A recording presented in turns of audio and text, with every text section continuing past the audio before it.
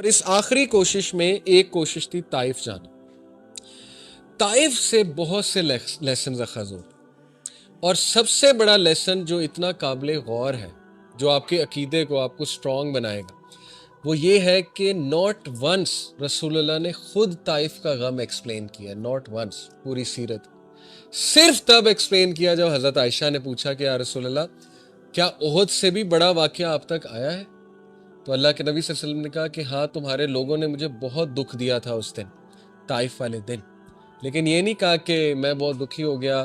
पूरा वाक़या इस तरह नहीं सुना जैसे बयान हुआ है, ठीक है, कि अल्लाह के नबी सल्लल्लाहु अलैहि वसल्लम ज़ाहिर है वो रोए भी, एक दरख्त के नीचे बैठ के और दुआ की। इससे क्या साबित होता है कि मुसलमान अल्लाह के अलावा किसी की सिंपथी नहीं लेता। ये बहुत स्ट्रॉन्ग अकीदा का पॉइंट। लर्नड हेल्पलेसनेस एक चीज़ होती है, लर्नड हेल्पलेसनेस साइकोलॉजी में हम पढ़ाते हैं। कुछ लोग जो है ना वो हेल्पलेस इसलिए हो जाते हैं क्योंकि लोगों को जब वो सुनाते हैं ना अपने दुखड़े, लोग उनको एक्नॉलेज करते हैं कि हाँ वाकई तुम्हारे साथ बड़ी ज़्यादती है। उससे बजाय के बंदा स्ट्रांग बनने के क्या हो जाता है कि हाँ मेरे साथ वाकई बड़ी ज़्यादती है, बंदा विक्टिम बन जाता है। तो अल्लाह को इस तरह का रवैया मोमिन का पसंद नहीं है कि वो लोगों के सामने विक्टिम बने। विक्टिम बनना है तो रब्बुल आलमीन के सामने बने, तहज्जुद के टाइम जाके रोएं और बच्चों की तरह रोएं और सारे गम अल्लाह को बताएं। जिस तरह लोगों को बताते हैं इससे अल्लाह खुश होता है। देखें, जब एक बच्चा, उसे बहुत कोई नागवार हरकत उसके साथ हो जाए, उसे पसंद ना आए, बच्चा इमेच्योर होता है, माँ बाप ने कोई बात नहीं मानी, अब वो प्रोटेस्ट करता है। प्रोटेस्ट के मुख्तलिफ तरीके हैं। वो इतना गम में चला जाता है, अपना सब कुछ जो है वो बिगाड़ लेता है, खाना नहीं खाता ताकि माँ बाप की ज़रा तवज्जो आए। और माँ बाप अक्सर कहते हैं कि हाय, क्या इतना बड़ा ये दुख था कि मेरे बेटे की या बेटी की ये हालत हो गई है, माँ बाप कहते हैं ना। तो इसी तरह अगर दुखी किसी के सामने होना है तो अल्लाह के सामने, ठीक है ना। अल्लाह ताला, आई एम श्योर इस पे, जैसे जब इंसान अल्लाह से दुआ करता है, हदीस में आता है ना, जब सूरह फातिहा हम पढ़ते हैं तो अल्लाह बाकायदा जवाब देता है। जब इंसान कहता है कि इय्याका नअबुदु व इय्याका नस्तईन, तो अल्लाह ताला फरिश्तों से क्या कहता है कि मेरा बंदा एक्नॉलेज करता है कि मैं दुआएं कबूल करता हूँ, तो अल्लाह कहता है चल फिर मांग, क्या मांगना। तो इसका मतलब कि अल्लाह बाकायदा जवाब देता है। तो इसी तरह जब एक बंदा अल्लाह के सामने अपनी बेबसी शो करेगा, इन्नमा अश्कु बस्सी व हुज़्नी इलल्लाह, हज़रत याकूब के ये अल्फाज, ये छोटे अल्फाज नहीं है कि मैं सिर्फ अपना गम और दुख किसको सुनाता हूँ, अल्लाह को। मैं अपनी शिकायत कहाँ करता हूँ, सिर्फ अल्लाह के यहाँ। तो ये बात अल्लाह को इतनी पसंद है कि इस बंदे का इतना कॉन्फिडेंस है मुझ पर कि लोगों के पास जाके नहीं रो रहा, मेरे पास आ रहा। यानी इस बंदे का इतना कॉन्फिडेंस है मुझ पे कि मैं इसके मसले हल कर दूंगा। तो आप सोचें, आप अल्लाह ताला की तौहीद को कैसे जो है वो उस पर एक्ट कर रहे हैं। हदीस में आता है कि जब बंदा दुआ के लिए हाथ उठाता है, अल्लाह के नबी सल्लल्लाहु अलैहि वसल्लम ने फरमाया योर लॉर्ड इज़ शाय, तुम्हारा लॉर्ड शाय है।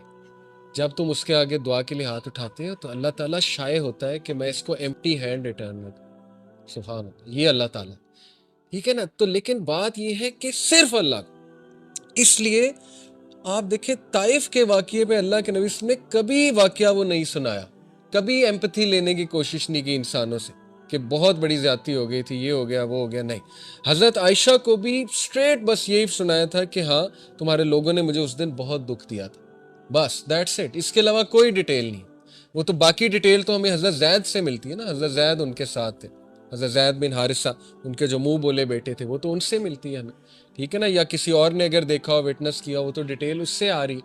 तो साबित ये होता है कि मुसलमान स्ट्रांग होना चाहिए। मुसलमान का सारा एतकाद जो है वो अल्लाह पर होना चाहिए। मैं आपको एक बात तजर्बे से बताता हूँ, आप लोगों के सामने अपनी वीकनेस शो करेंगे ना, रोना धोना, एक टाइम आएगा लोग कहेंगे यार ऐसे रोंदा रहना, आपके बारे में मशहूर हो जाएगा कि ये तो हर वक्त इसने रोना डाला हो। तो फिर क्या फ़ायदा हुआ, ठीक है ना। एक टाइम तक लोग हेल्प करेंगे, उसके बाद जो है वो लोग भी तंग आ जाएंगे। तो इसलिए अल्लाह के सामने पिटी जो है वो अल्लाह को शो करें कि अल्लाह मुझ पर रहम कर, रब्बिग़फिर वरहम व अंत खैरुर राहिमीन। और ऐसे कॉन्फिडेंस से अल्लाह आपकी फिर ऐसी मदद करेगा कि आपका गुमान, यही उस आयत का मतलब है, वमन यत्तक़िल्लाह यजअल लहू मख़रजा। जो कोई अल्लाह का तकवा इख्तियार करता है, अल्लाह उसे इस तरह से निकालता है उस मुसीबत से और ऐसी ऐसी सोर्सेज से देता है कि उसका गुमान भी नहीं जाता। लेकिन शर्त क्या है कि अल्लाह पे कॉन्फिडेंस, इस लेवल का कॉन्फिडेंस कि नहीं, मेरा मसला अल्लाह ही हल कर सकता है, मैंने अल्लाह से ही लेना है। मैं इसके अलावा कोई और कुछ सोच ही नहीं सकता। बच्चे की तरह पीछे पड़ जाए अल्लाह के, जैसे छोटा बच्चा अपने माँ बाप के पीछे पड़ जाता है ना कि नहीं नहीं मुझे चाहिए मुझे चाहिए मुझे चाहिए, अल्लाह ताला बहुत खुश होता है। ठीक है, क्योंकि this shows your confidence on Allah सुब्हानहू व तआला, this shows how much you rely on Allah, how much you are confident on Allah कि अल्लाह ताला मेरा रब है और वो हर चीज़ देने पे बेशक देने पे कादिर है। तो खैर ये तो हो गया वो पॉइंट कि रसूलुल्लाह सल्लल्लाहु अलैहि वसल्लम नेवर टुक एनीवन्स एम्पैथी और sympathy with regards to this incident. लेकिन वाकया बहुत अफसोसनाक है। अल्लाह के नबी सल्लल्लाहु अलैहि वसल्लम पहली तो बात वॉक करके गए। आप में से कोई ताइफ गया है? मैं 2 बार गया हूँ, ठीक है, और पहाड़ी रास्ता है, आपने भी देखा है, ठीक है ना। और ये कि 1.5 घंटा 1.25 घंटे में गाड़ी में पहुंच जाते हैं। तो सोचे बाय फुट, मैं अक्सर यही सोच रहा था जाते हुए, मैंने अपनी वाइफ से भी कहा कि किस तरह हमारे नबी गए होंगे, इतना कठिन रास्ता है, पहाड़ी रास्ता है, अच्छी खासी चढ़ाई है। तो हज़रत ज़ैद के साथ ऑन फुट गए, नो हॉर्स नो कैमल। इसके पीछे हिकमत थी। यहाँ से साबित होता है कि इवन दो अल्लाह के नबी सल्लल्लाहु अलैहि वसल्लम का एतकाद बहुत स्ट्रॉन्ग था, लेकिन he tried his level best जितना केयरफुल हो सकते थे लाइफ। हिकमत ये थी कि कुरैश को शक ना पड़े कि ये कहीं दूर जा रहे, ऑन फुट गए थे इसीलिए।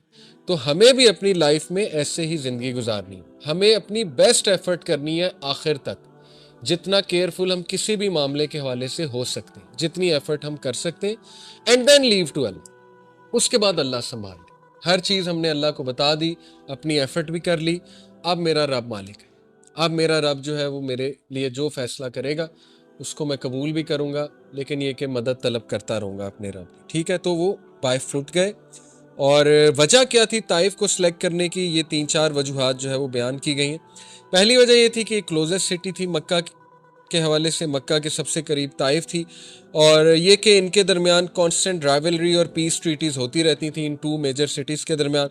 दूसरी वजह ये थी कि मक्का के लोग ताइफ के लोगों को बहुत अच्छे से फैमिली बाय फैमिली जानते थे।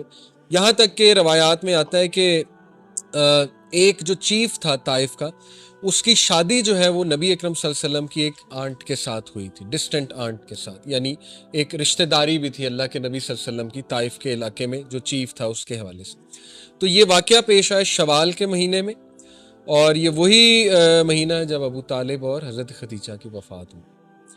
और यहाँ से आप अंदाज़ा लगा लें कि अल्लाह के नबी सल्लल्लाहु अलैहि वसल्लम की great will power and his dedication towards the purpose and his focus, के इतने दर्दनाक वाक़यात हो गए ज़िंदगी में, लेकिन मिशन नहीं रुक रहा। इसीलिए कहते हैं कि पर्पसफुल ज़िंदगी गुजारें। पर्पसफुल ज़िंदगी गुजारने का ये फ़ायदा होता है कि जब तक आपका पर्पस ज़िंदा है, आप मोटिवेशन से आगे बढ़ते रहते हैं। अल्लाह के नबी सल्लल्लाहु अलैहि वसल्लम अभी चंद डेज़ हुए हज़रत खदीजा की वफ़ात को और अबू तालिब की वफ़ात को, और उन्होंने कहा कि मिशन नहीं रुकना चाहिए, आगे चल। हम क्या करते हैं, जब हमारे साथ कोई हादसा पेश आता है तो हम बिल्कुल